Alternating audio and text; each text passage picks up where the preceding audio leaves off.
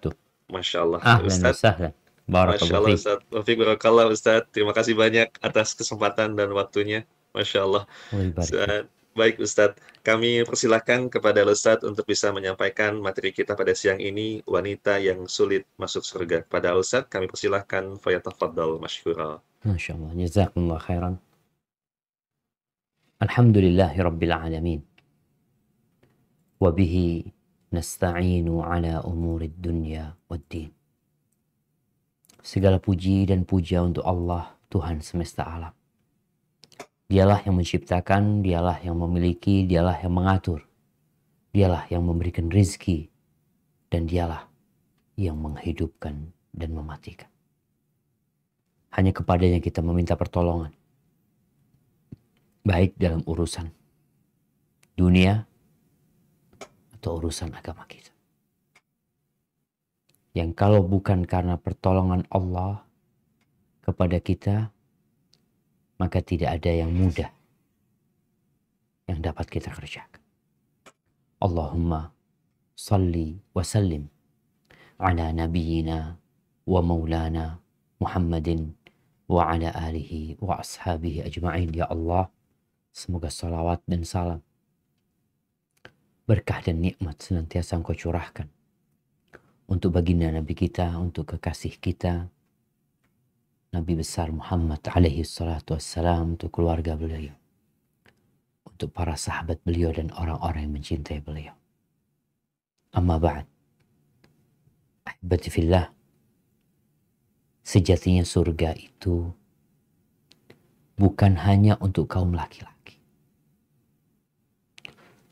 Surga itu luasnya seluas langit dan bumi ini, yang diperuntukkan untuk siapa saja, baik laki-laki atau wanita, yang memenuhi syarat dan ketentuan. Kadangkala kita menginginkan sesuatu, ada sesuatu yang akan diberikan kepada kita, tapi sesuatu itu ada syarat dan ketentuan yang harus dipenuhi. Tatkala kita tidak memenuhinya, maka nggak akan masuk surga. La rijal wala nisa. Tidak itu laki-laki, tidak itu wanita. Al-Quranul Karim turun memberikan bimbingan kepada kita. Bagi siapa saja yang ingin kembali ke surga, bagi siapa saja yang ingin selamat dari api neraka, maka ikutlah bimbingan Al-Quranul Karim. Allah Jalla Jalla mengatakan, inna hadzal Qur'an, sesungguhnya Al-Quran ini yahdi lillati hiya aqwam, memberikan petunjuk kepada jalan yang paling lurus. Tinggal engkau mau apa tidak. Di surat Ghafir ayat 40 Allah berfirman. Coba dibuka Qurannya dan dibaca.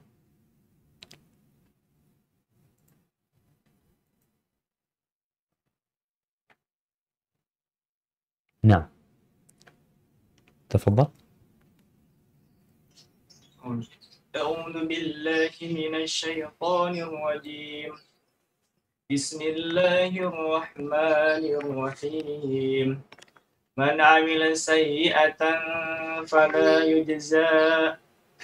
يجزى إلا مثلها ومن عمل صالحا من ذكر أو وهو مؤمن فأولئك يدخلون الجنة يرزقون فيها بغير حساب. Barang siapa yang mengerjakan perbuatan jahat, maka dia tidak akan dibalasi, melainkan sebanding dengan kejahatan itu. Dan barang siapa yang mengerjakan amal yang saleh, baik laki-laki maupun perempuan, sedang ia dalam keadaan beriman, maka mereka akan masuk surga. Mereka diberi rezeki di dalamnya tanpa hisab. Subhanallah. Allah sebutkan di sini bahwasanya orang yang melakukan kesalahan, dia tidak akan dibalas kecuali sesuai dengan kesalahan yang dia lakukan. Allah tidak menzalimi satupun dari hamba-hamba. Tapi orang yang beramal soleh, baik itu laki-laki atau untha, laki-laki atau wanita, wahuwa mu'min, dia beramal soleh dalam kondisi beriman, maka mereka masuk surga. Mereka masuk. Di dalamnya mereka diberi rizki tanpa perhitungan, tanpa hisab. Subhanallah jemaah.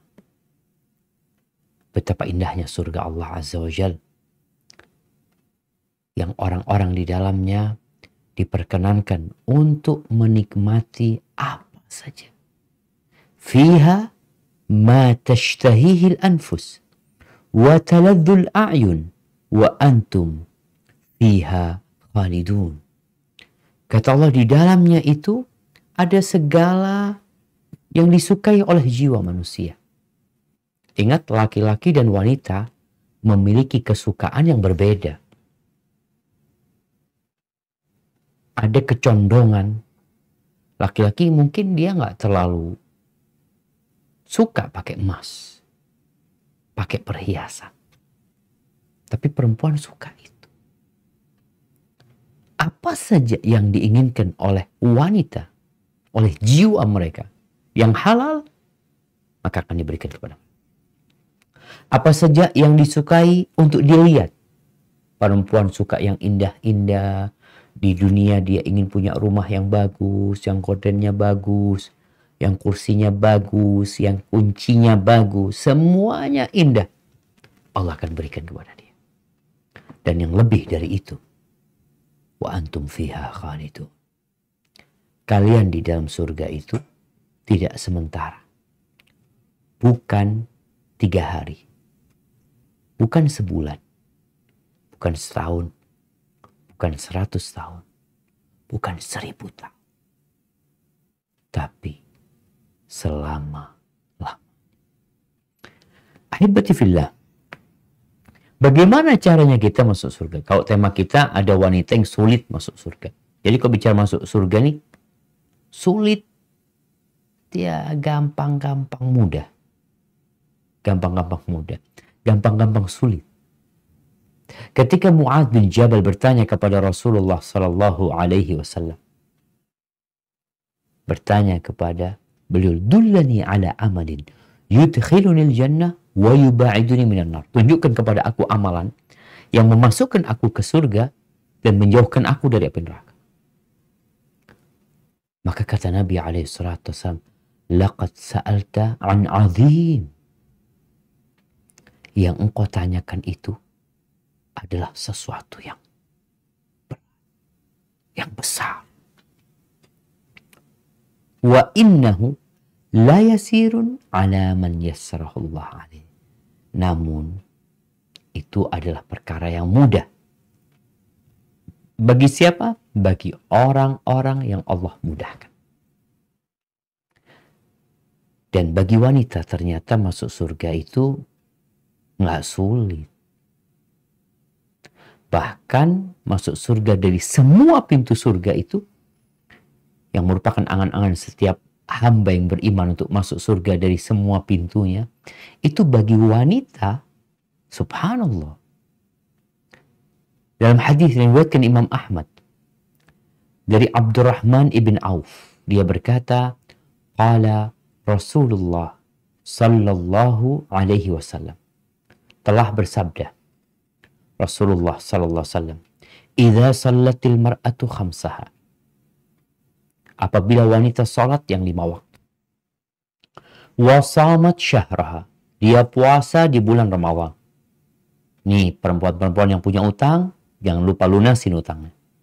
Sebagian perempuan 10 tahun yang lalu puasanya nggak lengkap karena datang bulan, tapi dia nggak pernah bayar utang. Puluhan tahun nggak bayar utang. Ingat, utang itu akan dituntut kelak. Yang puasa Ramadan full, salat 5 waktu, puasa Ramadan, kemudian wahafizat farjaha, dia jaga kemaluannya. Dia tidak berzina. Dia menjaga kehormatan dirinya. Karena kita melihat banyak wanita-wanita yang jadi pelacur, yang menjajakan, yang dijual belikan oleh lelaki-lelaki hidung belang. Ini perempuan tidak menjual dirinya. Dia menjaga kehormatan dirinya. Wa ata'at zaujah. Sifat yang keempat, dia patuh taat sama suaminya. Qila laha, dikatakan kepada dia, udkhulil jannah min ayyi abwabil jannati syi'ti. Dikatakan kepada dia, silahkan masuk surga dari pintu mana saja yang engkau kehendaki. Subhanallah. Terus gimana dengan tema kita, Ustaz? Wanita yang sulit masuk surga. Ada wanita-wanita yang sulit masuk surga. Siapa? Ya, tatkala perempuan itu mengikuti nafsunya, tidak mentaati Allah, tidak patuh sama suaminya, maka tatkala itu sulit bagi dia untuk masuk surga. Rasulullah SAW pernah mengingatkan wanita bahwa ternyata kebanyakan penghuni neraka itu wanita. Beliau mengingatkan mereka dalam momentum kebersamaan. Yang pertama, pada saat gerhana. Ketika itu terjadi gerhana di masa Nabi SAW, gerhana matahari kalau nggak salah, Rasulullah SAW menyuruh para sahabat untuk kumpul. Kemudian beliau sholat yang begitu panjang. Kemarin terjadi gerhana bulan dan alhamdulillah tidak sedikit umat Islam yang mulai mengenal syariatnya. Sehingga mereka tidak sibuk nonton gerhana, tapi mereka sibuk mendekatkan diri kepada pencipta gerhana. Setelah selesai sholat gerhana, Nabi SAW berpidato. Di antara yang beliau sampaikan dalam pidatonya, beliau mengatakan, Ra'aitun nar. Ra'aitun nar. Aku melihat neraka. Wa ra'aitu aktsara ahlihan nisa' li kufrihin.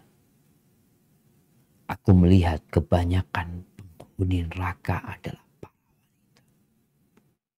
Kenapa? Li kufrihin. Karena kekufuran mereka. Qila ayakfurna billah. Apakah maksudnya wanita-wanita itu kufur kepada Allah? Qal yakfurnal ashir. Mereka itu kufur kepada pasangan hidup mereka. Kufur kepada suami mereka. Wa yakfurnal ihsan. Mereka kufur kepada kebaikan-kebaikan. Lau ahsanta, kalau engkau berbuat baik, ila ihdahunnad dahr, kepada salah satu dari wanita-wanita itu 1 tahun. Engkau berbuat baik. Thumma ra'at minka syai'an, kemudian dia melihat sesuatu yang salah yang kau kerjakan. Melihat sesuatu yang tidak benar, sesuatu yang menyakitin istri, maka perempuan itu akan berkata, ma ra'aitu minka khairan. Aku tidak pernah melihat engkau berbuat baik sedikit pun. Nggak ada. Setahun nih berbuat baik. Nih sifat kebanyakan wanita. Tidak semua wanita. Makanya ada wanita-wanita yang sulit masuk surga karena dia tetap mempertahankan sifat buruknya. Melihat kesalahan suami, dia mengatakan, ma ra'aitu minka khairan. Aku nggak pernah melihat engkau berbuat baik sedikit pun. Ini hadis riwayat Imam Bukhari dan Muslim dari Abdullah bin Abbas radhiyallahu anhu. Kemudian di hadis Abu Sa'id Al-Khudri. Kalau tadi, karena perempuan kan jarang kumpul. Tapi dalam momentum-momentum tertentu mereka keluar biasanya. Hal yang kedua, ketika pelaksanaan Id, sholat Id, di mana perempuan-perempuan yang datang bulan, yang gadis-gadis, apa semuanya berangkat ke masjid. Maka momentum itu digunakan oleh Nabi alaihi salatu wassalam untuk mendakwain mereka. Abu Sa'id Al-Khudri radhiyallahu anhu mengatakan, kharaja Rasulullah sallallahu alaihi wasallam fi adha au fitrin. Rasulullah SAW pergi pada waktu lebaran adha, Idul Kurban, atau Idul Fitr. Ilal musalla, beliau pergi menuju ke tempat sholat. Famarra ala nisa, kemudian beliau melewati wanita-wanita. Di riwayat lain memang beliau berceramah setelah menceramai kaum laki-laki, lalu beliau pergi bersama Bilal melewatin atau mendekati softnya para perempuan. Karena mereka di bagian belakang. Nabi datang untuk memberikan wejangan, memberikan pencerahan kepada mereka. Faqala ya ma'syaran nisa, wahai kaula wanita, wahai kaum wanita, tasaddaqna. Beliau memerintahkan kepada para wanita itu untuk bersedekah. Bersedekahlah kalian. Kenapa disuruh sedekah? Fa inni uritukunna aktsara ahlin nar. Sesungguhnya aku ditampakkan kepadaku kalian itu kebanyakan penghuni neraka. Sedekah ini salah satu cara untuk mendekatkan diri kepada Allah, untuk menyelamatkan diri dari api neraka. Disuruh sedekah. Wanita kadang-kala cinta sama harta, sama laki-laki. Tapi Nabi memerintahkan kepada wanita untuk bersedekah agar mereka menyelamatkan diri mereka dari api neraka. Faqulna wa bima ya Rasulullah. Ada lagi pertanyaan. Kenapa ya Rasulullah? Dengan apa perempuan itu kok jadi masuk neraka? Ingat, ucapan ini disampaikan bukan kepada wanita generasi sekarang, tapi di generasi terbaik umat ini. Para sahabat-sahabat wanita radhiyallahu ta'ala anhunna. Nabi memerintahkan kepada mereka dan menyampaikan kepada mereka kebanyakan penghuni neraka itu wanita. Maka mereka bertanya. Karena Nabi alaihissalatu wassalam memberikan penjelasan, tukthirnal la'na wa takfurnal ashir. Yang pertama, karena kalian banyak melaknat. Perempuan itu mudah mendoakan keburukan, ngomong jelek, memaki, mengutuk. Karena Nabi mengatakan tukthirnal la'n, kalian banyak melaknat. Wa takfurnal ashir, dan kalian kufur kepada pasangan hidup kalian. Sifat ini tetap disebutkan. Kufur kepada suaminya, tidak pandai berterima kasih kepada suaminya. Kalau di hadis Abdullah bin Abbas radhiyallahu anhu dikatakan, kalau engkau berbuat baik setahun, sekali dia melihat engkau melakukan kesalahan, selesai sudah. Aku tidak pernah melihat kebaikan sedikit pun dari engkau. Engkau tidak pernah membahagiakan. Lalu Nabi mengatakan alaihissalatu wassalam, ma ra'aitu min naqisati aqlin wa dinin adhaba li lubbil rajulil hazim min ihdakun. Aku nggak pernah melihat orang yang akalnya kurang, agamanya kurang, tapi dia dapat membuat akal laki-laki yang tegas itu jadi hilang juga. Karena perempuan, alhamdulillah, karena kalau godaan wanita ini, inna kaidakunna azim. Godaan kalian itu berat. Maka Nabi menyebutkan, perempuan dalam kelemahan mereka ternyata berpotensi ya laki-laki tergoda sama mereka. Karena memang Allah ciptakan wanita sebagai godaan buat kaum laki-laki. Qulna wa ma nuqsanu dinina wa aqlina ya Rasulullah. Mereka bertanya, apa kurang agama kami? Terus akal kami kurangnya di mana? Maka Nabi alaihissalatu wassalam menjelaskan. Kita lihat Nabiul Karim ya, yang beliau berusaha untuk memberikan pemahaman yang benar kepada umatnya. Alaysa syahadatul mar'a mithla nisfi syahadatir rajul. Bukankah kesaksian perempuan itu setengah kesaksian laki-laki? Qulna bala. Iya benar. Fadzalika min nuqsani aqliha. Kata Nabi alaihi salatu wasallam, itu bukti kurangnya akal dia. Alaysa idza hadat lam tusalli wa lam tasum. Bukankah perempuan ketika datang bulan dia nggak puasa, dia nggak sholat? Qulna bala. Iya ya Rasulullah. Qala fadzalika min nuqsani diniha. Itu bukti kurangnya agama dia. Hadis ini diriwayatkan Imam Bukhari.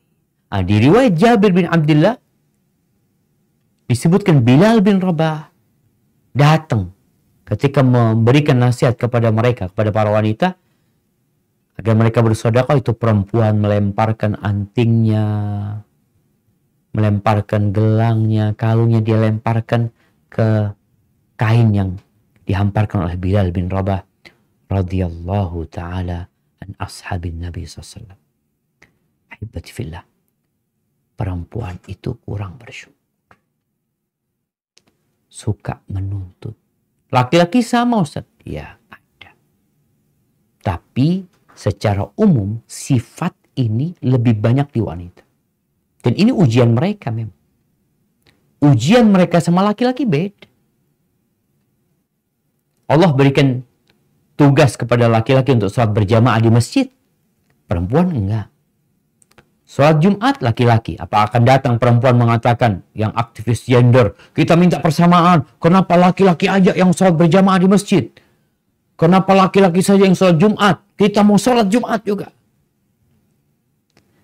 Allah yang membuat syariat ini sayang sama perempuan-perempuan. Jadi Allah berikan tugas yang berbeda kepada mereka. Yang sesuai dengan postur tubuh mereka, kecerdasan mereka, perasaan mereka.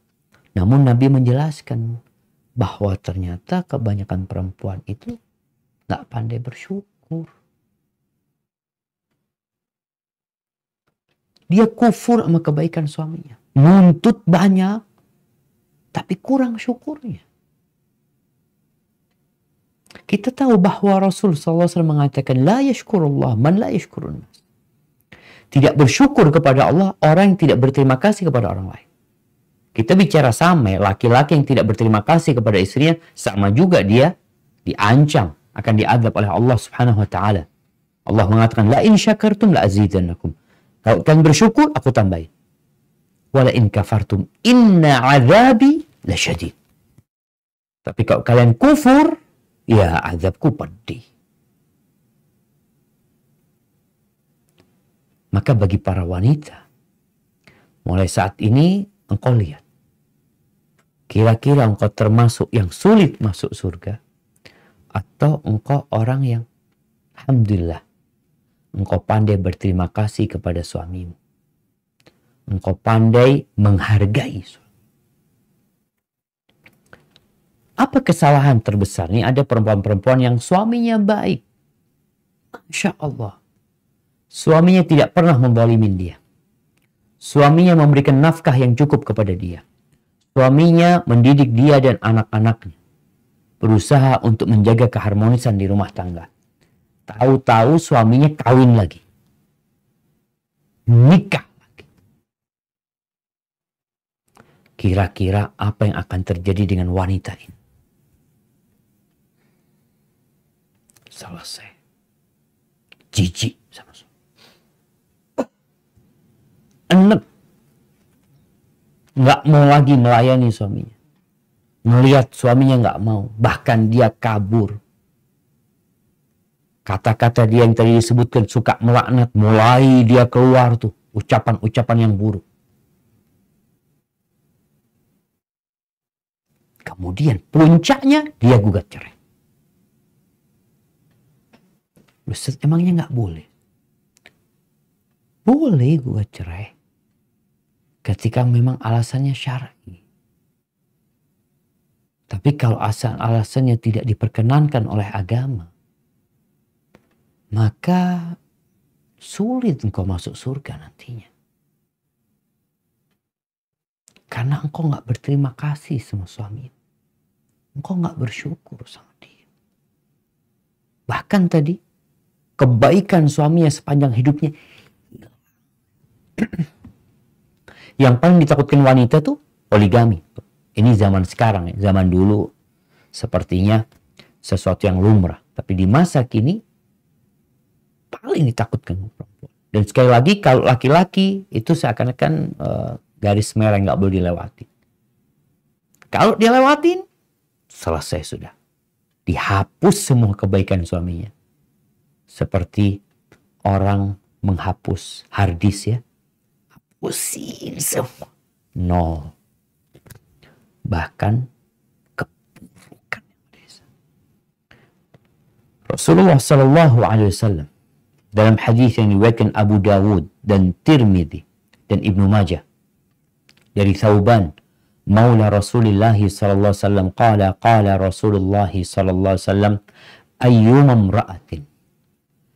ayyuma imra'atin wanita mana saja. Ini wanita dia itu mau orang kota, mau orang Madinah, mau muda, mau tua. Sa'alat zawjaha talaqan. Yang dia menggugat suaminya. Meminta cerai dari suaminya. Fi ghairi ma ba'sin. Tanpa alasan. Tentunya tanpa alasan yang diperbolehkan dalam agama. Faharamun alaiha raihatul jannah. Maka haram bagi dia mencium bau surga. Gimana dia mau masuk surga? Baunya aja haram untuk dicium. Gara-gara dia menggugat suaminya. Kenapa dia menggugat suaminya? Kalau alasan yang syar'i, suami anak zalim. Anak kalau urusan dia nikah lagi nggak ada masalah. Yang jadi masalah setelah dia nikah lagi, dia tidak adil, dia suka, dia memukul anak, dia nggak peduli sama anak-anak, dia nggak memberi nafkah, beda. Tapi ini nggak ada apa-apa. Dia menggugat suaminya cerai. Karena apa? Karena perasaan. Oke Ustaz, siapa yang mau dimadu? Inilah ujian buat para wanita. Laki-laki diuji dengan banyaknya wanita. Apakah dia melakukan yang haram atau dia tidak? Nggak ada alasan bagi seorang laki-laki. Ingat, tidak ada alasan bagi seorang laki-laki untuk berzina. Oh, istrinya sakit, istrinya melahirkan, istrinya nggak ada alasan. Sedangkan Allah memperbolehkan bagi dia untuk menikah lebih dari satu. Fankihu ma taba lakum minan nisa mathna wa thulatha. Laki-laki diuji di sana, nggak ada alasan, dan perempuan diuji nih juga ketika suaminya kawin. Yang kadangkala dia jadi lupa sama kebaikan suaminya. Ya udahlah, kayaknya berpisah saja. Di sini setan akan main. Bagaimana memisahkan keluarga yang harmonis, berpisah. Gara-gara apa? Gara-gara lupa dengan kebaikan suaminya. Gara-gara lebih mengutamakan nafsu. Mungkin akan berkata, loh itu laki-laki juga nafsu nikah. Nah, ada nafsu yang diperbolehkan. Ada nafsu yang diharamkan. Maka engkau lihat. Nafsu mana yang engkau turuti. Dengan cara apa engkau memuaskan nafsu. Dan bagi yang telah menggugat cerai suaminya. Dan telah bercerai sekarang. Gara-gara suaminya nikah lagi. Maka hendaklah dia bertobat kepada Allah Azza wa Jalla. Mungkin dalam bayangan dia, ana nggak hidup sama suami ana bisa hidup. Alhamdulillah. Ana nggak mau dipoligami. Ana mau hidup sendiri sama anak-anak ana, biar dia mau sama istrinya. Tapi yang dia lakukan adalah menggugat suami cerai tanpa alasan yang syar'i. Ini hadis disahihkan oleh Syekh Albani rahimahullah ta'ala. Ada hadis Uqbah bin Amir radhiyallahu anhu. Disebutkan bahwa Nabi alaihissalatu wasallam mengatakan, Innal mukhtali'at hunnal munafiqat. Hunnal munafiqat. Nabi mengatakan sesungguhnya wanita-wanita yang menggugat cerai suaminya tanpa alasan syar'i, mereka adalah wanita-wanita munafik.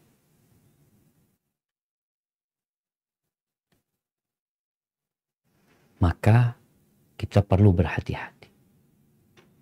Para wanita, syukuri suami. Berterima kasih sama dia. Hidup ini ujian. Engkau diuji akan kesabaranmu, akan syukurmu, suamimu juga diuji. Akan syukur, sabar, dan keadilan dia. Jadilah wanita penghuni surga. Semua udah dijelasin. Engkau mau pilih mana silahkan. Namun memang jalan menuju surga itu berat. Kita harus melawan nafsu kita. Kata Nabi alaihi salatu wassalam, huffatil jannah bil makari. Surga itu dikelilingi dengan perkara-perkara yang dibenci oleh jiwa manusia. Nggak suka tuh orang.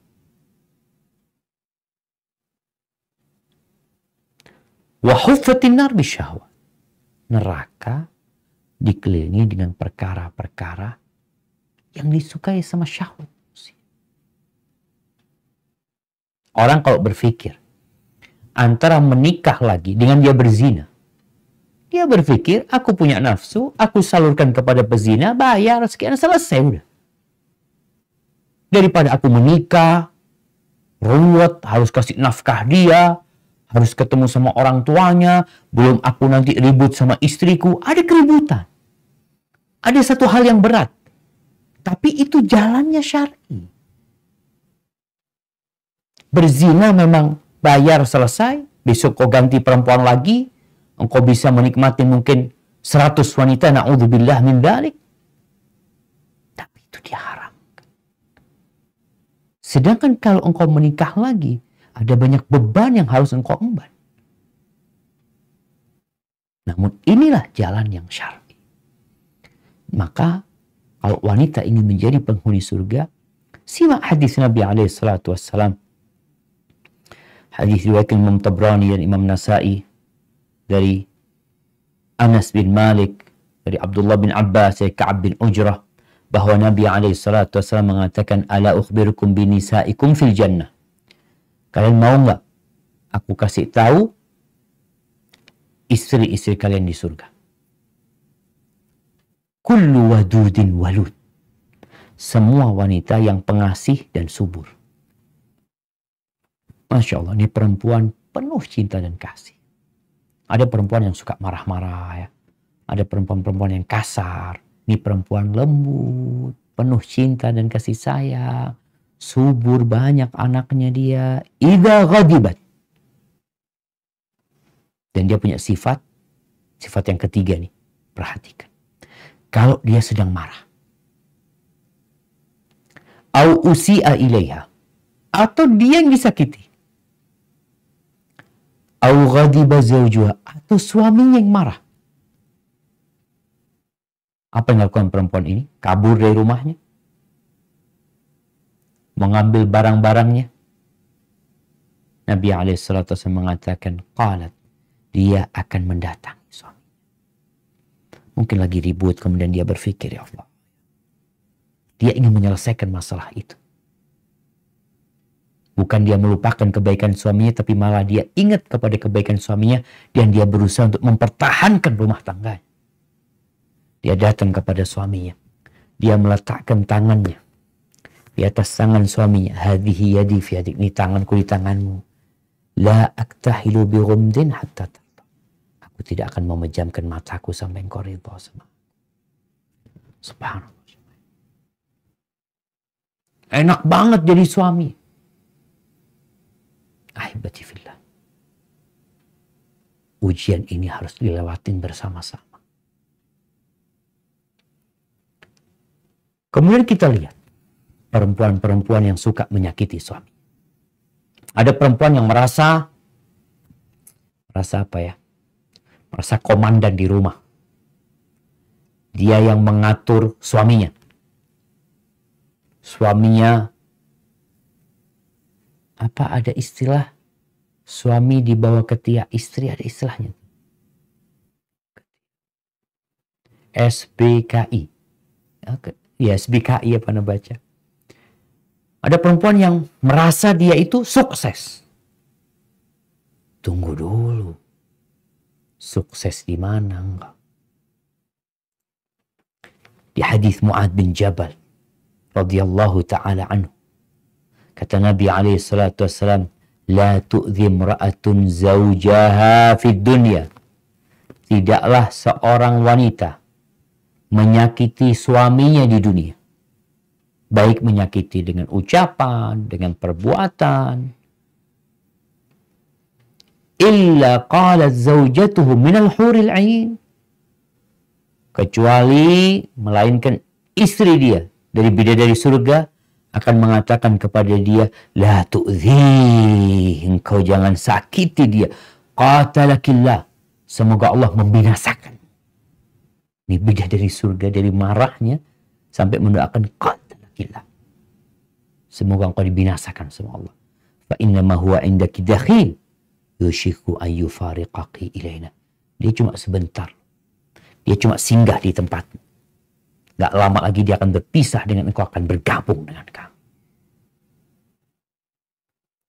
Maka hendaklah, ya, bukan karena anak laki-laki yang menyampaikan hadis ini, tapi karena kita sama-sama ingin masuk surga bersama. Kemudian di hadis Ummu Salamah radhiyallahu taala anha, Hind binti Abi Umayyah, Rasulullah SAW mengatakan, ayyuma imra'atin matat wa zawjaha anha radin dakhalatil jannah. Perempuan mana saja yang meninggal dunia dalam kondisi suaminya ridha, maka Allah akan memperkenankan bagi dia untuk masuk surga. Dengan catatan ridha. Suaminya ridha artinya suaminya tidak disakiti sama dia. Dia tidak mencela suaminya. Dia menghormati dan menghargai suaminya. Maka insya Allah dia akan masuk surga. Secara keseluruhannya dari pembahasan kita lihat perempuan itu akan masuk surga dengan mudah kalau dia menjaga hablum minallah, yang wajib-wajib dia jaga. Tadi kita bicara tentang sholat yang 5 waktu, puasa, Ramadan ya. Kemudian dia menjalankan tugasnya sebagai seorang istri dengan baik. Dia patuh dan taat kepada suaminya. Dia menjaga kehormatan suaminya. Dia menjaga kemaluannya. Insya Allah ketika itu akan mudah bagi dia masuk surga. Hadza wallahu a'lam bishawab. Ana nggak ingin panjang lebar menjelaskan hal ini. Mungkin kita akan masuk ke sesi tanya jawab berkaitan dengan hadis yang terakhir tadi jamaah yang Ana bacakan. Perempuan mana saja yang meninggal dunia dalam kondisi suaminya ridha, maka dia akan masuk surga. Hadis ini diperselisihkan kesahihannya oleh para ulama. Imam Tirmidzi mengatakan haditsun hasan, tapi oleh Syekh Albani hadis ini didhaifkan. Namun wanita yang patuh dan taat sama suaminya, suaminya ridha sama dia, Allah mudahkan bagi dia masuk surga. Hadza wallahu a'lam bishawab. Kita kembalikan ke moderator supaya waktu kita lebih banyak untuk diskusi. Tafadhal. Barakallahu. Masya Allah, syukron Ustadz, jazakallah khair atas penyampaian ilmu yang telah Ustadz sampaikan. Dan seperti Ustadz sampaikan tadi, jemaah sekalian, terus ibu-ibu, ini tiba saatnya bagi kita untuk bisa menyampaikan pertanyaan kepada Ustadz terkait tema-tema yang telah Ustadz sampaikan. Dan juga kalau ada pertanyaan luar tema, kita akan coba kondisikan insya Allah ta'ala. Baik Ustadz, kita akan coba buka pertanyaan-pertanyaan yang telah masuk. Dan kita akan coba dahulukan pertanyaan yang sesuai dengan kesesuaian tema atau yang mendekati insya Allah. Baik Ustadz, pertanyaan pertama Ustadz dari Ibu Ayu Septiani. Ustadz mohon izin tidak keluar dari tema Ustadz, tetapi nampaknya ini sangat urgent. Ustadz, bagaimanakah cara untuk bertobat dari dosa besar dahulu Ustadz, sehubungan dengan pernah pacaran dan seterusnya Ustadz, dan kini alhamdulillah telah mendapatkan banyak sekali penjelasan. Namun bagaimanakah cara bertobat dari dosa-dosa terdahulu Ustadz? Naam, barakallahu fiik. Ya jamaah rahimakumullah. Tadi berkaitan dengan menjaga kemaluan. Ya kita sedih jamaah. Ketika membaca data di mana anak-anak SMP, SMA, remaja-remaja secara umum dikatakan 63,7% sudah nggak gadis lagi. Mereka udah berzina. Pintu zinanya adalah pacaran. Pintu zinanya adalah dikumpulkannya mereka, laki-laki dan perempuan, di satu tempat. Mereka pergi di tempat yang bercampur baur laki dan perempuan. Yang sebagian orang berpikir, enggak akan ada nafsu ini itu macam-macam. Kata siapa?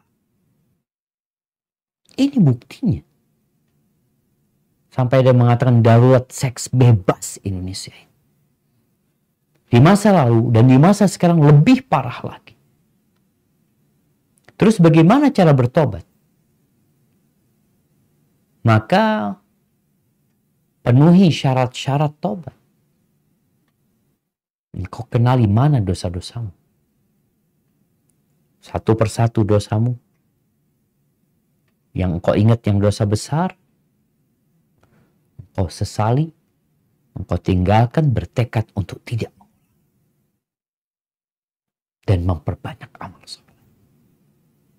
Terus bertobat. Kemudian juga kalau engkau menunda tobat. Ada orang kan nanti aku tobatnya insya Allah. Insya Allah nanti kalau udah menikah, nanti kalau sudah punya anak, nanti. Maka itu pun perlu engkau tobati juga. Jadi tobat dari melakukan dosa besar dan tobat dari menunda tobat dari dosa besar. Hadza wallahu a'lam bissawab. Baik Ustadz, pertanyaan berikutnya Ustadz terkait dengan yang pertanyaan tadi Ustadz. Alhamdulillah syahwat ini sesaat lagi akan menikah lewat jenjang ta'aruf dan sebagainya Ustadz. Masih terbayang Ustadz dosa di masa lalu, apakah perlu disampaikan tentang kondisi masa lalu atau apa cukup ditutup Ustadz? Barakallahu fikum mahibbati fillah. Yang lalu biarlah berlalu. Nggak perlu cerita. Aku pernah melakukan dosa ini, dosa itulah. Yang jelas dia menikahimu dalam kondisi engkau sekarang sudah baik. Engkau sekarang sudah bertobat. Dan dia sebelum menikahimu tentunya dia akan cari tahu tentang engkau. Ketika dia menerima engkau apa adanya, ahlan wa sahlan. Tapi kadang-kala ada laki-laki yang nggak mau setelah tahu backgroundnya, dia cari tahu dari sini sana, kemudian dia nggak jadi, ya sudah berarti dia nggak mau. Tapi ketika dia mau menerimamu, setelah dia mencari tahu tentang engkau, cukup. Jadi nggak perlu dibongkar lagi kesalahan-kesalahanmu. Dan dia pun juga mungkin punya masa lalu yang kelam. Kemudian dia juga hijrah. Engkau pun juga nggak perlu tahu. Sampaikan kepada dia, ketika nanti menikah, kita mulai lembaran baru. Kita tutup buku lama, kita bertobat kepada Allah Azza wa Jalla. Kita bersama-sama bergandengan tangan menuju ke surga Allah Azza wa Jalla. Untuk melakukan ketaatan, melaksanakan perintah Allah dan menjauhi larangannya. Hadza wallahu a'lam bissawab. Hamil anak pertama dan anak kedua Ustaz. Nah yang kehamilan pertama saya belum bayar fidyah itu gimana Ustaz? Apakah masih bisa dibayarkan fidyahnya saat ini? Dan bagaimanakah seharusnya mengganti? Apakah lewat puasa atau lewat fidyah Ustaz? Barakallahu fikum. Ya, bicara mengganti puasa, utang puasa ya. Karena tadi Nabi SAW menyebutkan apabila perempuan sholat yang 5 waktu, puasa Ramadan. Sempurna puasa Ramadan, dia taat sama suaminya, menjaga kemaluannya, baru diperkenankan masuk surga dari pintu mana saja. Gimana dengan yang punya utang? Maka dia wajib membayarnya. Adapun orang yang meninggalkan puasa karena dia hamil atau karena dia menyusui, maka ada dua pendapat para ulama secara umum. Yang pertama mengatakan dia wajib mengganti. Yang kedua, dia cukup bayar fidyah saja. Yang mengatakan wajib mengganti, ada yang mengatakan wajib mengganti puasa plus bayar fidyah. Cuma Ana melihat setelah Ana mengkaji pendapat mana sebenarnya yang lebih kuat, pendapat jumhur ulama yang mengatakan dia wajib mengganti puasanya, bukan bayar fidyah. Ya memang ada pendapat, ada riwayat dari Abdullah bin Abbas atau Abdullah bin Umar. Tapi pendapat jumhur ulama mengatakan dia wajib membayar puasa dengan mengganti puasanya. Kenapa Allah Azza wa Jalla menyebutkan di dalam Al-Quran Karim ada dua kondisi orang. Kondisi pertama, orang ini tidak mampu berpuasa. Lah sekarang, wala besok, wala bulan depan, wala tahun depan. Orang yang sudah sepuh, yang udah tua renta, yang memang udah nggak mampu. Kondisinya dia harus minum obat tiap berapa jam. Kalau dia puasa, dia akan semakin lemah dan akan menyebabkan sakit. Yang seperti ini bayar fidyah. Kondisi kedua adalah kondisi orang yang tidak mampu puasa dengan alasan sementara. Alasannya apa? Sedang sakit sekarang, tapi mudah-mudahan besok sembuh. Atau kondisi orang ini sedang perjalanan. Maka yang kedua ini mengganti. Faman kana minkum maridhan aw ala safarin fa'iddatun min ayyamin ukhra. Diganti di hari-hari yang lainnya. Wanita yang hamil dan menyusui, dia itu lebih dekat kepada orang yang sakit atau musafir. Dia nggak bisa puasa karena kondisi yang temporari. Bentar lagi insya Allah selesai. Bentar lagi anaknya udah gede, ya udah kuat puasa insya Allah. Maka nasihat anak keluar dari perselisihan yang ada di antara para ulama, engkau ganti puasamu dengan puasa. Kau bisa ambil puasa Senin Kemis setahun. Insya Allah orang yang selalu menjaga puasa Senin Kemis, dalam setahun dia telah berpuasa sebanyak 88 hari. Dan insya Allah dia sudah lunas hutangnya. Hadza wallahu a'lam bishawab. Terima kasih banyak atas jawabannya Ustadz. Demikian, semoga Allah mudahkan pada umum yang bertanya. Ustadz, pertanyaan berikutnya Ustadz, mohon izin dan nasihatnya. Ustadz, bagaimanakah hukum menolak lamaran Ustadz?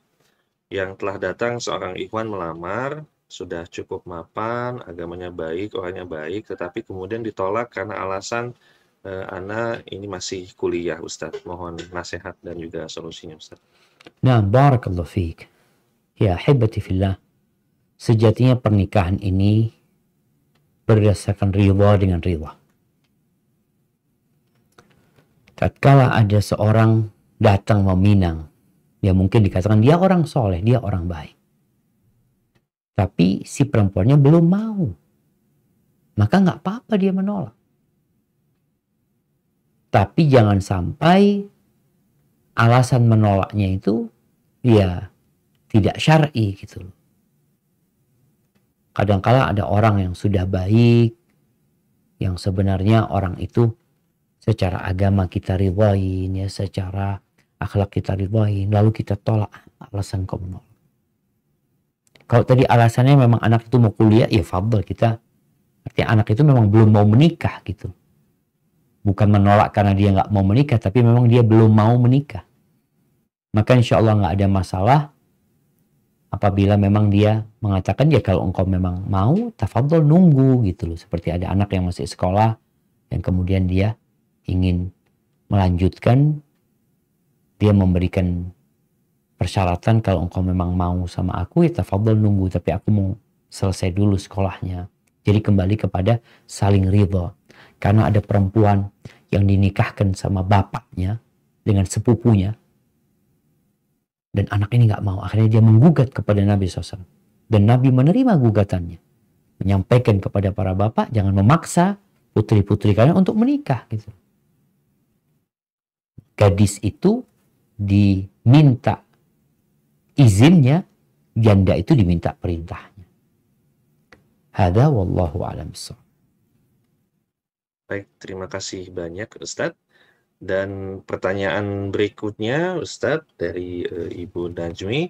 Ustadz izin bertanya, apakah memilih untuk tidak menikah lagi setelah suami wafat, termasuk ketaatan terhadap suami, dan ketika orang tua dan pihak keluarga meminta Ana untuk membuka hati, untuk mencari pasangan kembali, tetapi hati ini merasa berat dan merasa bahwa jika menikah kembali berarti saya tidak setia terhadap suami. Apakah saya salah jikalau beranggapan seperti itu, Ustadz? Karena saya merasa saya belum sepenuhnya memberikan kebahagiaan kepada suami rahimahullah dalam 2 tahun pernikahan kami dan kami belum sempat memiliki keturunan. Mohon nasihatnya, Ustadz. Masya Allah. Barakallahu fiik. Ya, ahibati fillah, berkaitan dengan hukum nikah ini kita tahu hukum nikah itu sunnah. Kadangkala bisa menjadi wajib kalau memang kondisinya mendesak, baik bagi laki-laki atau wanita. Kembali kepada pertanyaan tadi. Apakah seorang wanita tidak menikah lagi itu sebagai bentuk kesetiaan pada suami? Kalau memang dia ingin bersama suaminya di surga, memang syaratnya dia jangan menikah lagi. Karena wanita itu akan bersama suami dia yang terakhir. Akan tetapi kalau kondisinya tadi disebutkan dia baru nikah 2 tahun ya. Mungkin dia kalau menikah lagi dikatakan tidak setia sama suaminya. Enggak. Ini jamaah, suaminya sudah meninggal dunia. Kita tahu bagaimana Ummu Salamah bersama Abu Salamah. Mereka 2 pasangan yang sangat harmonis. Yang saling mencintai. Dan gak kebayang Ummu Salamah itu ada orang lebih baik dari Abu Salamah. Ketika Abu Salamah meninggal dunia, Ummu Salamah berdoa. Mengatakan, Inna lillahi wa inna ilaihi raji'un. Allah ma'jurni fi musibati wa akhlif li khairan minha. Ya Allah, berikan pahala di musibahku dan berikan aku ganti yang lebih baik. Ummu Salamah tanya, man khairun min Abi Salamah? Siapa yang lebih baik dari Abu Salamah? Nggak ada orang dalam bayangan dia. Ternyata dia lupa. Ada manusia terbaik di muka bumi ini. Siapa Nabi Muhammad SAW? Ketika Nabi Muhammad SAW melamar Ummu Salamah nggak langsung nerima.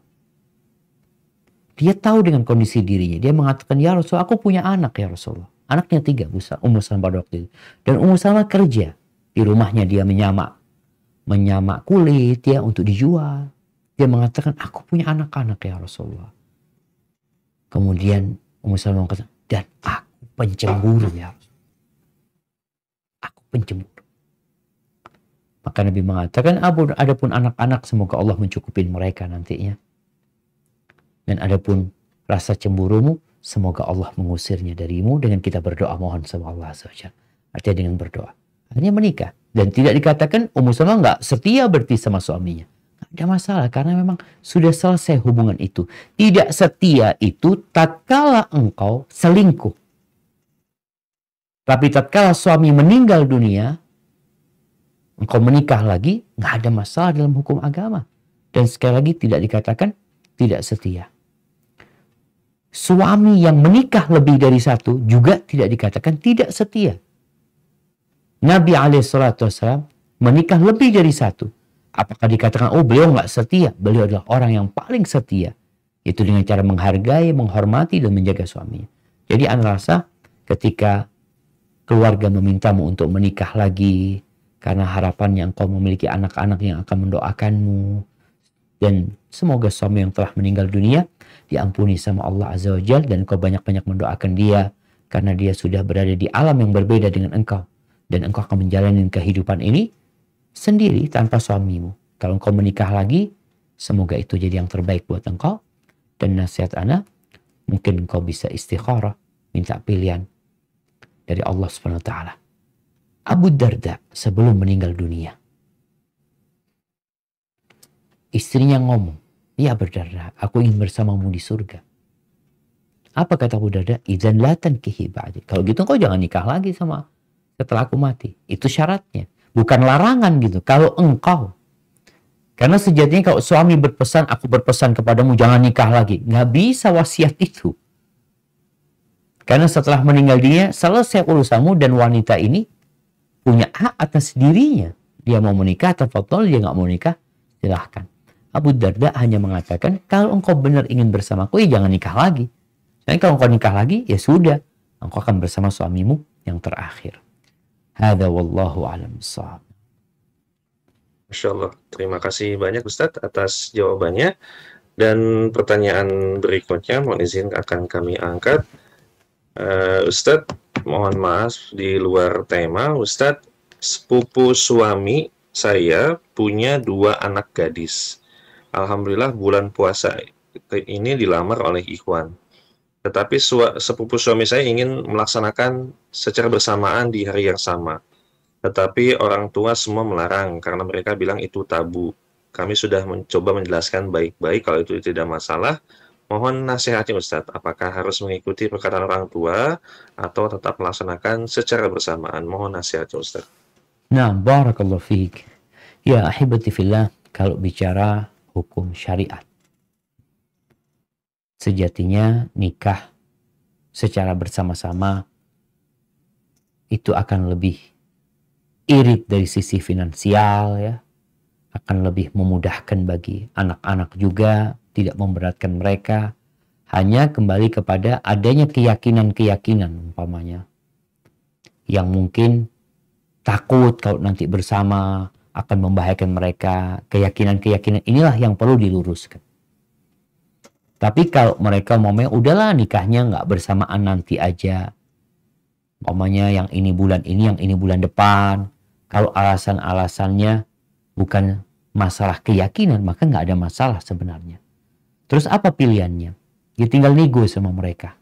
Kalau masih belum bisa, ya udah nikahnya umpamanya nggak bersamaan, tapi walimahnya bersamaan. Artinya nikahnya itu kan walimah ini nggak harus bareng pernikahannya, jemaah. Umpamanya Anda menikah hari ini, terus Anda punya sepupu nikah hari ini juga, walimahnya udahlah walimahnya bulan depan aja, nggak ada masalah. Mungkin itu bisa dinegokan sama mereka. Kita ini jadi masalah nikah ini terlalu jadi sesuatu yang memberatkan kita. Harus bikin undangan, harus sewa gedung, harus pakai baju pengantin, harus sewa kuade, kemudian nanti ada acara foto bersama, ada perkara-perkara yang memberatkan kita, yang kita selalu mengatakan Islam itu agama yang mudah. Betul, Islam itu agama yang mudah. Tapi kita yang memberatkan diri kita. Sesuatu yang dimudahkan, engkau bikin repot gitu. Maka ngerasa kalau memang bisa bersama itu akan lebih indah, ya. Kita juga akan memberikan contoh kepada masyarakat tentang ya mudahnya pernikahan dalam agama Islam ini. Hadza wallahu a'lam bissawab. Baik Ustadz, mohon maaf Ustadz nih, terkait pernikahan juga Ustadz sekiranya akan menikahkan, saudara akan menikah di bulan Muharram Ustadz, tapi kemudian ada keyakinan dari orang tuanya bahwa Muharram bulan sial dan sebagainya. Apakah kami mencoba mendakwahkan tetapi khawatir mental, tetapi kita coba menggeserkan, tapi bukan dalam rangka meyakini bahwa itu bulan haram, Ustaz, tapi dalam rangka untuk mencoba menghindari perdebatan lebih panjang. Apakah itu termasuk mengiyakan kemungkaran, apa bagaimana, Ustaz? Barakallahu fikum. Nah, ahibati fillah. Bulan Muharram ini adalah bulan, subhanallah, bulan yang dimuliakan Allah Azza wa Jal, bahkan termasuk salah satu bulan haram. Biasanya yang banyak diyakini bulan sial itu bulan Safar, ya. Ada juga yang meyakini bulan Syawal. Maka tugas kita memberikan penjelasan kepada mereka. Memberikan penjelasan agar mereka faham. Kalaupun mau nikah di bulan apa saja, bebas. Engkau mau, ana mau haram daripada ribut, ana nikahkan di bulan Safar. Nanti bulan Safar akan ada yang mengatakan, loh, bulan Safar ini bulan sial juga loh. Bahkan di situ ada Rebu Kasan kata mereka, di mana hari Rebu terakhir katanya turun bala sejumlah 300.000 atau berapa. Keyakinan yang tidak benar. Jadi kalau memang mengakhirkannya bukan karena keyakinan itu nggak ada masalah. Tapi di satu sisi kadangkala kita perlu untuk menyampaikan kepada mereka bahwasanya nggak ada masalah sebenarnya gitu nikah di bulan itu. Namun kalau ada hikmah di balik itu menundanya, tafadhol, nggak ada masalah insyaallah. Tapi tetap jangan sampai kita membiarkan kemungkaran. Kita tetap perlu menjelaskan kepada mereka perlahan-lahan. Ada yang mengatakan kalau nikah di bulan ini akan cerai, nikah di bulan itu nggak akan cerai. Apalagi ada yang sampai percaya sama primbon yang lahir tanggal ini, yang bulan ini insya Allah. Kalau nikah sama yang lahir di tanggal ini, bulan ini, pernikahannya langgeng. Ternyata 2 bulan cerai mereka. Ingat, kita percaya sama Allah Azza wa Jalla. Semua hari itu hari baik. Semua bulan itu bulan baik. Dan sebaik-baiknya hari adalah hari Jumat. Dan sebaik-baiknya bulan atau puasa di bulan tersebut setelah Ramadan adalah bulan Muharram. Hadza wallahu a'lam bishawab. Baik Ustadz, terima kasih atas jawabannya dan alhamdulillah Ustadz, mohon izin kita akan berlanjut pada pertanyaan berikutnya dari Ibu Dewi. Ustadz, izin bertanya, Ana yang dahulunya tidak berhijab Ustadz dan dulu sering upload foto yang tidak berhijab. Dan alhamdulillah insya Allah saat ini Ana sedang belajar berhijrah baru 2 tahun dan juga terus mempelajari sunnah. Jadi hati ini mulai resah Ustadz tentang foto Ana yang tidak berhijab dan sudah menyebar di medsos dulu Ustadz. Yang juga terkadang masih dipost oleh teman-teman Ana. Walaupun Ana sudah tegur, teman Ana tidak menjawab. Dan bagaimanakah cara bertobat Ustadz dari foto yang sudah terlanjur banyak tersebar itu Ustadz? Mohon nasihat. Masya Allah, barakallahu fiik. Alhamdulillah jamaah. Allah itu gembira sekali dengan orang yang bertobat. Gembira sekali. Walaupun orang itu melakukan puluhan dosa, ratusan dosa, ribuan dosa pun. Ketika dia kembali kepada Allah Azza wa Jalla, Nabi alaihi salatu wasallam mengatakan, "Lallah asyaddu farhan bitaubati ahadikum." Allah itu benar-benar lebih gembira dengan taubatnya hamba daripada seorang yang kehilangan ontanya. Di padang pasir dia kehilangan ontanya dengan segala perlengkapan yang ada di atasnya, hilang tuh onta. Atau dia sudah duduk di bawah pohon nunggu kematian, ya ontanya datang. Allah lebih gembira daripada orang. Seakan-akan nih hamba yang hilang, kemana nggak kembali kepada Allah, lalu tahu-tahu dia balik kepada Allah, Allah gembira dengan kembalinya hamba yang bertobat kepadanya. Yang kedua, ketahuilah bahwasanya tobat itu menghapuskan yang telah lalu. At-taubatu tajubbu ma qablah. Yang masa lalu udah dihapuskan. Hanya saja syarat tobatnya harus terpenuhi. Meninggalkan, menyesali, bertekad untuk tidak mengulangi. Kalau ada urusan kezaliman dengan manusia, maka kita perlu minta maaf. Kalau urusan uangnya, kita kembalikan kepada dia uangnya. Itu kesempurnaan tobat kita. Lalu apa yang harus dilakukan dengan foto-foto yang tanpa jilbab, yang tentunya foto itu fitnah, menggoda orang. Orang jadi berbuat dosa melihatnya. Bahkan bisa jadi orang melakukan perzinaan gara-gara melihat foto-foto tersebut. Tugas kita harus maksimal menghapuskannya. Kita hapuskan, kita sampaikan kepada kawan-kawan, tapi kita nggak mungkin bisa menghilangkan itu, jejak itu dalam dunia maya. Ya bertakwalah kepada Allah sesuai dengan kemampuan kalian, dan ketika engkau sudah maksimal, engkau minta maaf sama Allah lagi, dan perbanyak amal soleh untuk menghapuskan dosa-dosa. Hadza wallahu a'lam bishawab. Baik Ustadz, terima kasih banyak atas jawabannya Ustadz, dan mohon izin pertanyaan berikutnya Ustadz. Ustadz izin bertanya, saya pernah mendengar bahwa anak perempuan itu tidak ada kewajiban menafkahi orang tuanya. Lalu bagaimana dengan kondisinya jika orang tua sudah sepuh dan juga sudah tidak punya pekerjaan, sedangkan saya seorang perempuan single parents yang juga masih mencari nafkah untuk anak-anaknya Ustadz. Mohon nasihatnya bagaimana seharusnya Ustadz. Masya Allah, barakallahu fiik. Ya, ahibati fillah, memang ada perbedaan antara anak laki-laki dengan wanita. Anak laki-laki, ketika dia sudah menikah atau dia belum menikah, dia punya kewajiban full kepada orang tuanya. anak wanita ketika dia menikah, dia tetap punya kewajiban berbakti sama orang tuanya, namun dengan batasan-batasan. Karena tentunya dia tidak bisa bertindak kecuali dengan izin suaminya. Dia mau bekerja, ya harus izin suaminya. Dia mau pergi ke rumah orang tua, harus izin sama suaminya. Sehingga kebaktian seorang anak wanita kepada orang tuanya terbatas. Kalau tadi dikatakan masalah nafkah, apakah anak perempuan wajib memberikan nafkah kepada orang tuanya? Kalau dia mampu, anak perempuan ini mampu, dan orang tuanya tidak mampu, maka dia beri nafkah kepada orang tuanya. Walaupun dia anak perempuan. Sekali lagi, kalau dia mampu. Tapi kalau dia sendiri tadi, anak nggak mampu, Ustaz. Ya sudah, berarti kewajiban itu gugur. Namun usahakan ketika engkau punya, tadi dikatakan single parent, dia bekerja sendiri.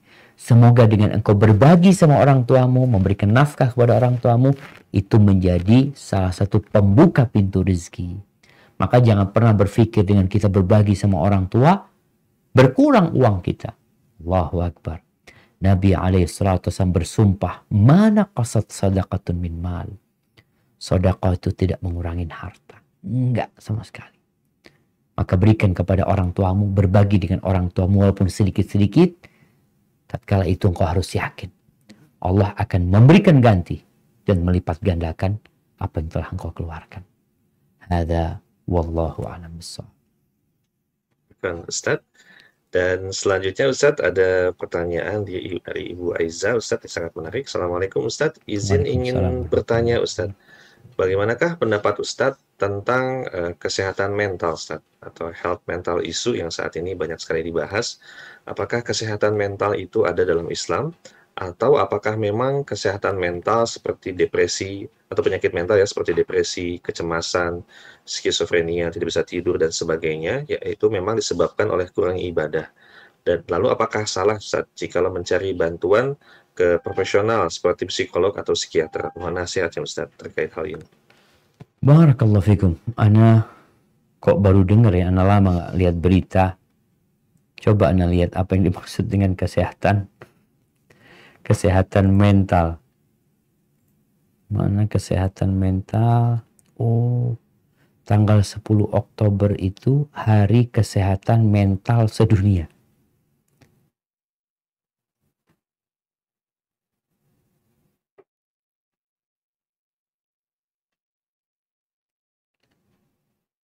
Nah, disebutkan nih, menurut WHO, kesehatan mental merupakan kondisi mental yang tidak ada gangguan atau kecacatan mental. Kesehatan mental mengacu kepada kesejahteraan kognitif, perilaku, dan emosional. Hal ini yang mengatur bagaimana cara orang berpikir, merasakan, berperilaku. Barakallahu fiik. Di dalam agama kita, penyakit itu memang ada dua. Ada penyakit fisik, ada penyakit mental. Ketika Allah Azza wa Jalla menyebutkan orang-orang munafikin, apa kata Allah? Fi qulubihim marad.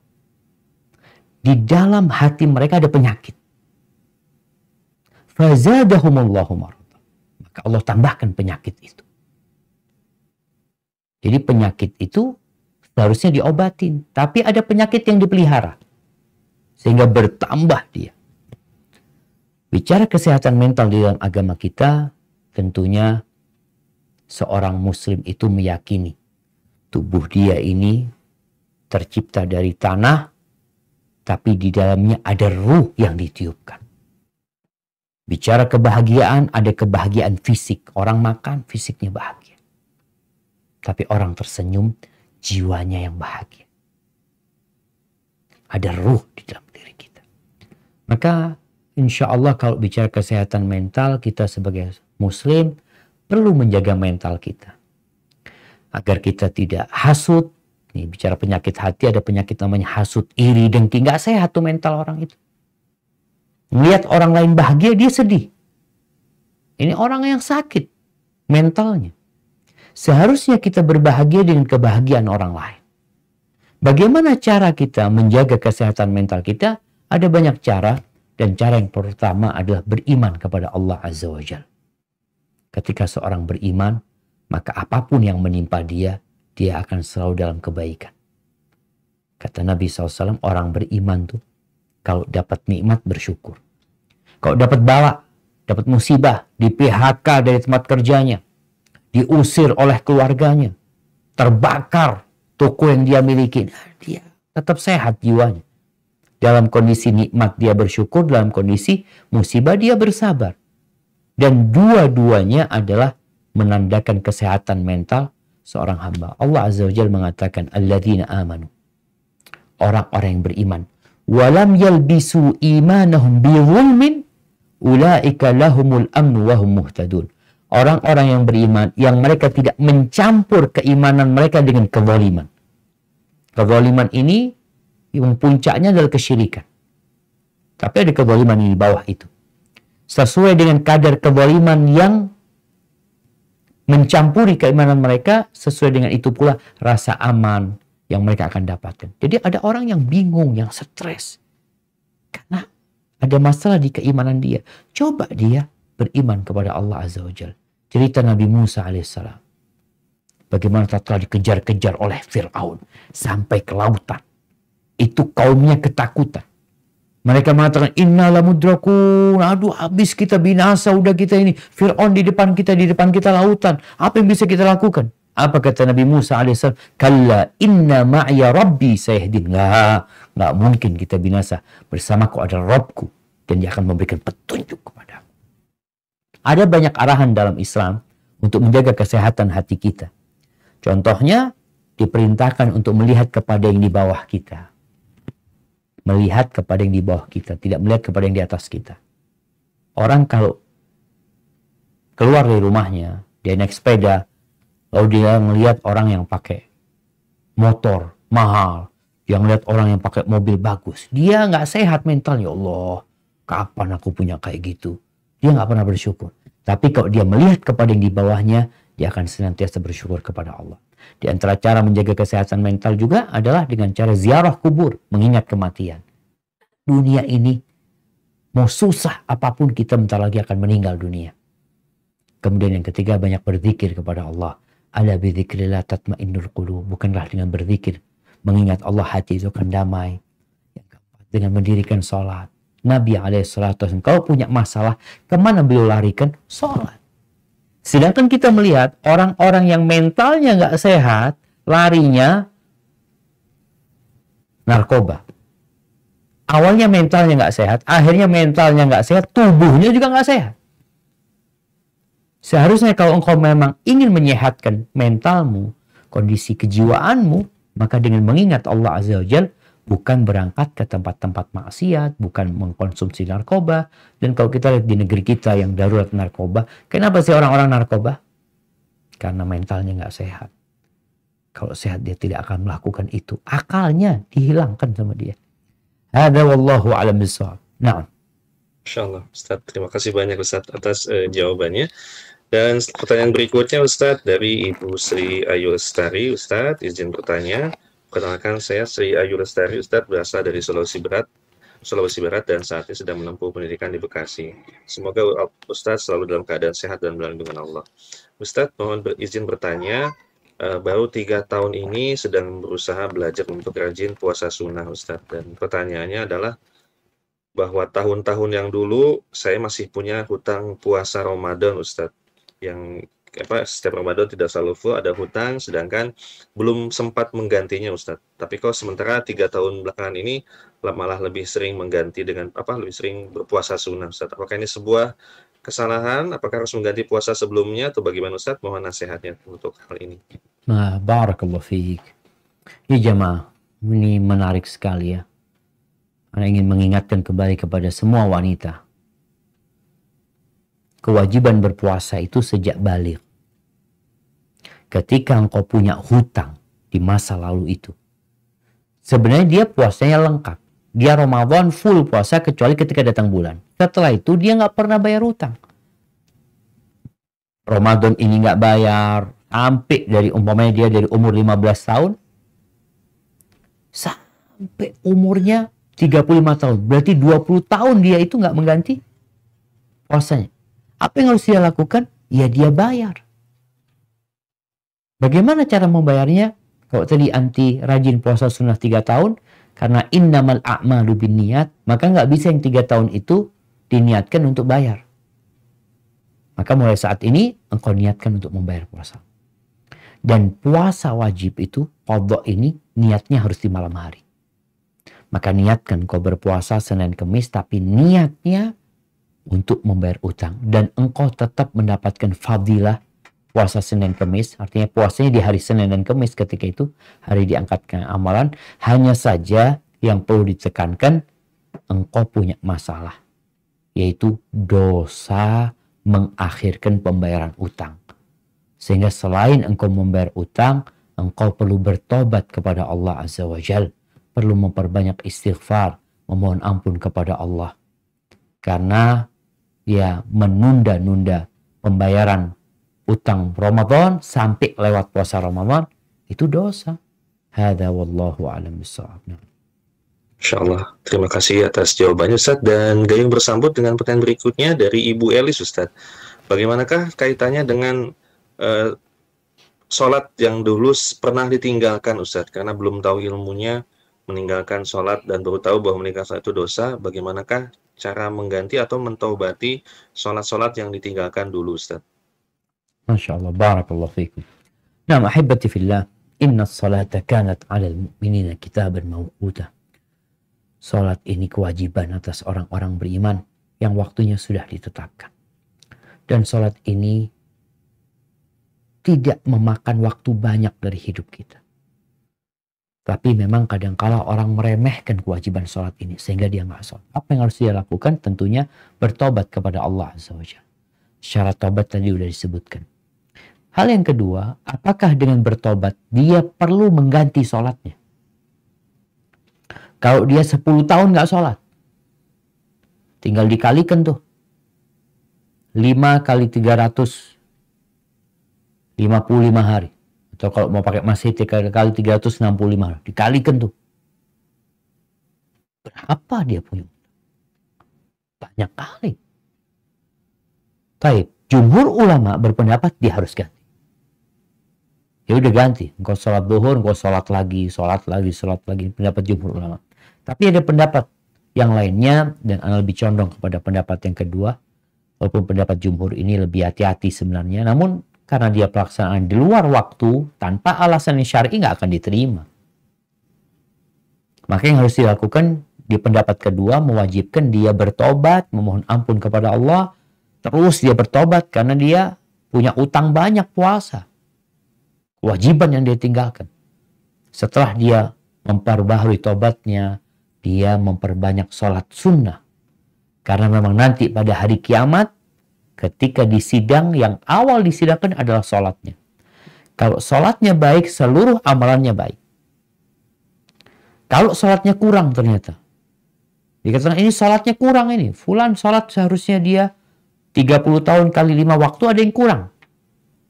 Atau kurang dari sisi pelaksanaannya.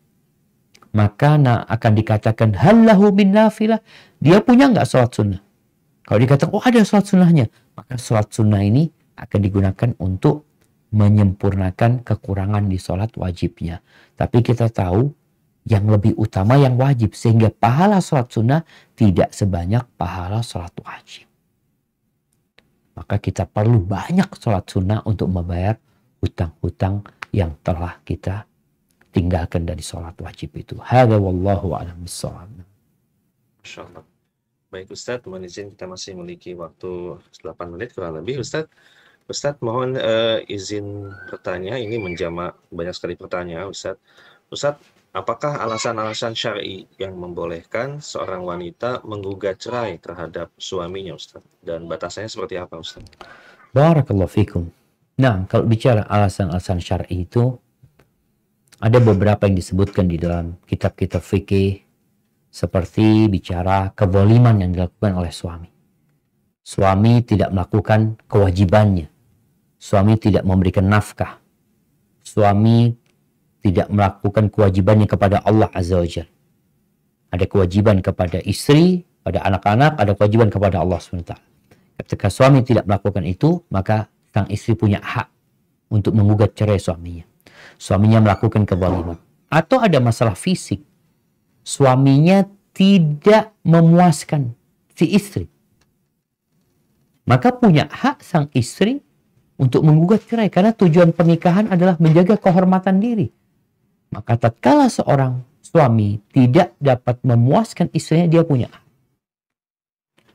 Maka ini beberapa alasan yang dapat digunakan oleh seorang istri untuk menggugat suami. Suaminya berzina, na'udzubillah. Suaminya selingkuh, katakan selingkuh ini berzina ya, bukan menikah lagi. Maka itu sebuah alasan yang syar'i yang diperbolehkan seorang wanita untuk menggugat cerai suaminya. Hadza wallahu a'lam bissawab. Baik Ustadz, dan mohon izin pertanyaan berikutnya Ustadz, ini mencoba menggabungkan beberapa pertanyaan. Bagaimanakah sikap seharusnya seorang wanita berdakwah di keluarga Ustadz, baik terhadap pasangan atau suami maupun ke orang tua Ustadz? Bagaimanakah sikap terbaik untuk bisa mendakwahkan keluarga terdekat Ustadz? Masya Allah, barakallahu fiik. Ya, bagi para wanita, dia juga punya kewajiban menyampaikan agama Allah. Balighu anni walau ayat, sampaikan dari aku walaupun satu ayat. Dia juga punya beban kewajiban tatkala melihat kemungkaran, dia perlu merubahnya, tidak boleh membiarkannya. Tapi apa sikap terbaik seorang wanita? Apabila dia seorang istri dan engkau belajar agama, engkau ngaji, maka yang pertama, apa yang kau pelajari terapkan dalam kehidupan. Khususnya yang berkaitan dengan penghargaan kepada suami. Penghormatan buat suami. Tunjukkan bahwa ketika engkau belajar agama, engkau semakin baik. Engkau semakin soleha. Engkau seperti yang Nabi sabdakan alaihi salatu wassalam. Yang kalau disakiti sama suaminya, kalau suaminya marah, atau dia yang marah, dia datang kepada suami. Bukan malah kabur dari suaminya. Bukan malah mencela suaminya. Bagaimana dia memaksimalkan pelayanan kepada suami dari sisi penampilan. Nabi alaihissalatu wassalam ketika ditanya tentang wanita yang terindah, beliau mengatakan yang kau dipandang menyenangkan hati. Engkau jaga tubuhmu. Engkau bersolek untuk suamimu. Tunjukkan hal itu. Biar suami tahu bahwa istrinya sejak belajar agama semakin melayani. Semakin menghormati. Semakin beretika. Semakin beradab. Setelah itu, engkau bisa masuk ke hati suami. Dengan cara umpamanya ngajak suami untuk baca ya Al-Quran, baca juz amma, suami yang baca, engkau yang baca terjemahannya, dengan mengajak suami ikut kajian umpamanya. Kadang-kadang kan suami kalau dikasih tahu istri mengatakan, kok siapa, kok bukan ustazah gitu. Dia malas kasih tahu sama istrinya, maka engkau ajak, engkau datang ke kajian. Jangan sering-sering. Paling enggak ngatakan suami, loh bang, sebulan sekali. Kita perlu, jiwa kita ini perlu gizi.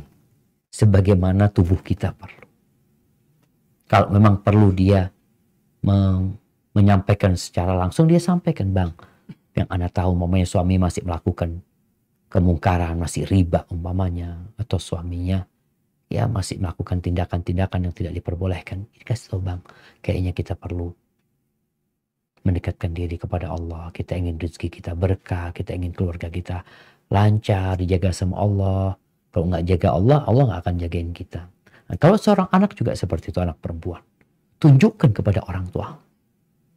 Jangan cuma penampilannya yang berubah. Kadang-kadang orang tua ngelihat anaknya nih, loh anakku kok mulai kayak gini, jilbabnya panjang, jangan-jangan teroris nih anaknya. Jangan belajar sama ustadz apa. Maka untuk menghindarkan hal itu, engkau harus buktikan, engkau semakin baik. Dan perubahan yang ada pada dirimu dirasakan oleh orang tua, dirasakan oleh tetangga, atau dirasakan oleh kakak adikmu. Engkau suka membantu mereka, menyayangi yang kecil, menghormati yang tua. Sehingga tatkala menyampaikan sesuatu, paling tidak orang tua dapat mendengarkannya. Karena dilihat anakku ini anak yang paling baik ini di antara semuanya. Hadza wallahu a'lam bissawab. Insyaallah. Terima kasih banyak Ustadz atas jawabannya. Ingin sekali terus menikmati kebersamaan bersama Ustadz, tapi qadar Allah kita telah berada di penghujung acara kita Ustadz. Kami persilakan Ustadz, barangkali ada ikhtitam atau penutup terkait bahasan kita pada siang ini. Silakan Ustadz. Masya Allah, barakallah fiik. Nam ahibati fillah. Ad-dunya sijnul mu'min. Dunia ini penjara buat orang yang beriman. Ada banyak aturan-aturan. Ada banyak keinginan-keinginan yang tidak bisa kita lampiaskan. Kita tidak bisa memenuhinya. Karena kita sedang di penjara. Ada aturan yang Allah sudah turunkan. Bagi setiap wanita yang ingin masuk surga Allah Azza wa Jalla. Alhamdulillah. Bersamamu ada kitabullah. Nasihat ana, jangan tinggalkan Al-Quran Karim. Tiap hari engkau baca. Kalau bisa, engkau one day one juice. Baca bersama huruf-hurufnya, artinya. Agar engkau semakin dekat sama Allah Azza wa Jal. Kemudian yang kedua, lihatlah kepada kelebihan suamimu. Jangan melihat kepada kekurangannya. Dia punya banyak kekurangan, sebagaimana engkau juga memiliki banyak kekurangan. Tapi lihat kepada kelebihannya. Lihat kepada pengorbanan dia. Dia hidup bersamamu, dia meninggalkan keluarganya. Dia bekerja untuk menyenangkanmu dan anak-anakmu. Yang ketiga, kalau dia melakukan kesalahan kepadamu, kau ingat dengan hadis yang kita baca tadi. Jangan menjadi perempuan yang melupakan semua kebaikan suami. Dan yang terakhir, berdoa mohon sama Allah Azza wa Jalla. Ada satu doa yang Nabi membacanya ketika sholat malam alaihi salatu wassalam. Beliau berkata, Allahumma hdini li ahsanil akhlaq. La yahdi li ahsaniha illa anta. Wasrif anni sayyi'aha, la yasrifu anni sayyi'aha illa anta. Ya Allah, tunjukin aku kepada akhlak yang paling mulia, yang paling baik. Tidak ada yang dapat menunjuki ke sana kecuali engkau. Dan jauhkan aku dari akhlak yang buruk. Dan tidak ada yang dapat menjauhkan kecuali engkau. Kemudian doa, Allahumma hassanta khalqi fahassin khuluqi. Ya Allah, engkau indahkan rupaku, tubuhku, penciptaanku, maka indahkan pula akhlak dan perilakuku.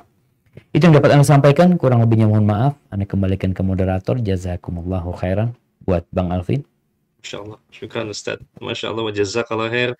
Ustaz, terima kasih banyak. Semoga Allah membalas kebaikan Ustaz dengan kebaikan yang banyak. Semoga Allah menjaga Ustaz, keluarga, seluruh tim SRB, dan seluruh umat Islam. Dan semoga Allah memudahkan kita untuk bisa kembali berjumpa di pertemuan yang akan datang. Dan juga semoga bisa kembali berjumpa offline. Allah mudahkan insya Allah ta'ala. Terima kasih banyak kepada Al-Ustaz, kemudian tim SRB Official, kemudian juga teman-teman dari Lorong Paradisa, dan juga seluruh panitia. Demikian para jamaah sekalian, kajian kita pada siang kali ini. Masya Allah, kami kembali mengucapkan terima kasih banyak atas kehadirannya. Semoga Allah berikan pada kita hidayah dan taufik untuk terus semangat menuntut ilmu. Masya Allah.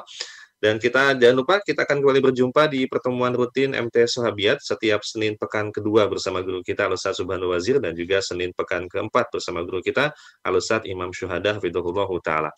Dan juga silakan terbuka kesempatan besar untuk bisa mensupport kegiatan operasional dakwah MT Sahabiat. Bisa disalurkan di nomor rekening Bank Syariah Indonesia atau XBSM di nomor rekening 7104922 947. Nomor rekening XBSM BSI di nomor 7104922 947 atas nama Anu Wahyuni. Hatur nuhun Kang Imron dan juga seluruh panitia MT Sahabiat kepada Yayasan Hamimah, kemudian Ukuwah 5, kemudian Nailah Kitchen, Frit, kemudian B dan Lafi dan Rehuma. Jazakumullahu khairan. Dan kita akan akhiri majlis kita dengan membaca doa penutup majlis. Subhanakallahumma wa bihamdika asyhadu an la ilaha illa anta astaghfiruka wa atubu ilaik. Wassallallahu ala nabiyyina Muhammadin wa ala alihi washabihi wasallam. Wassalamualaikum warahmatullahi wabarakatuh.